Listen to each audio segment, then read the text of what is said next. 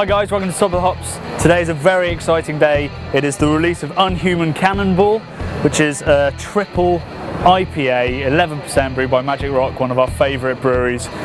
So we're reviewing it. I've got a special guest in branded Magic Rock uniform, and it is... Hello! Steve from the Beer O'Clock Show. Steve, I appeared on his show last week. You can find it. There's a little link in the comments box below if you want to watch that. But let's not do the pleasantries. Let's get stuck into this bad boy. So, Un-human Cannonball. Once a year they get in their freshest US hops, Magic Rock, and they decided, was it last year the first one? Last year was the first release. First one. Year, yeah. They decided, let's do something special with these fresh hops. And by special they meant create the most alcoholic IPA that I certainly know of. And the most hopped. And the most hopped. I think it's hopped at every single stage of the brewing process, I believe. It is. The amount of hops that's been thrown into this is quite literally scary. Okay, enough hops to kill a man if it landed on them, right? I think so, yeah. Yeah. Un-human, would you say? Probably unhuman, yeah. Although there's some debate as to whether it's inhuman. Inhuman or unhuman. Or unhuman. Comments below if you know the exact grammatically correct form of this. So, what are we getting, Steve? We're getting pine. I'm getting a lot of sweetness, possibly more sweetness, because it's obviously on keg in the craft beer company behind us and in bottle. But we're doing the bottle right here. That is sweeter. Much sweeter. It feels like port in the mouth, slightly carbonated port. Like a white port if you've ever had that, actually. It's quite thick. The aroma. Don't sniff at an empty glass there, Steve. Come on. Really? Okay, there's a proper head on there. Really? Look at that. That's a craft head. That's a craft head.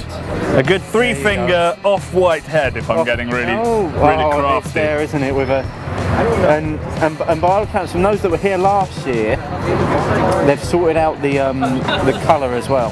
What's wrong with the colour last year? It had a craft haze. Did it? Yes. It was London Murky. Two craft. London Murky. It's a phrase. London Murky. A phrase used for an unfiltered beer that's just gone a little bit too far the other side, I think. Yeah. But they've sorted it out this year. It's a lot clearer. A lovely head on it. A lovely creamy head. It's a beautiful looking beer, and the head does stay really, really well. It feels like a very, very good beer. Balance-wise, I think it's just, I'm going to say it, I don't think there's enough aroma there from the hops. It needs to punch you in the face with the aroma, and that's not. It's very crystally, which makes it very American. Yeah. That's something from Widmer Brothers. That kind of really crystally stuff. That's what it reminds me of, and I wanted a little bit more hop. More hop, Magic Rock. It needed more hop. The piney flavours come through, resonance. Yeah, there's definitely resin there. Yeah. And there's some citric stuff, but it's knocked out by the sugar, I think. That's probably what you're looking for in an 11% beer. But the sugar is quite overpowering. It is. I think my one worry is for 11%. It's a very, very easy drinker.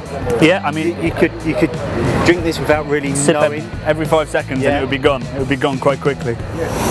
So what about the hops in it? I mean, there's all the there's I think Chinook is in there, which is what I'm getting a lot of. Yeah, there's some. It's got that real. There's some Citra in there as well.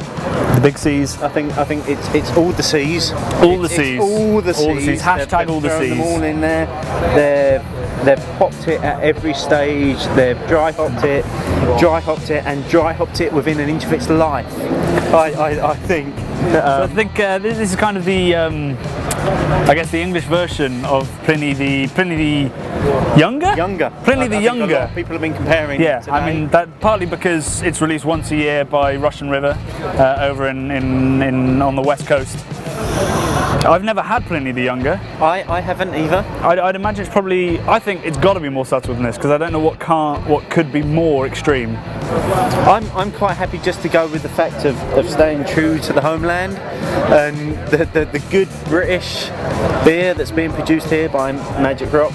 I think would give the American beers a run for their money. Absolutely. It's a proper assault on the senses, which I think me and Steve are struggling to quite get across to you. I mean, it is literally a cannonball in your mouth. It does smack you. It's an smack you around the chops. Did I say inhuman? No, you just said cannibal. Oh, what a fool. Maybe. What a fool. Maybe unhuman. Anyway, well, if you want a slightly more professional insight into this beer, we have reviewed the head brewer of Magic Rock called Stu. He's got a beard suitably. So if you click on the bottle, you can see us interviewing Stu, head brewer of Magic Rock. And until next year, let's get cannonballed. Cannonballed.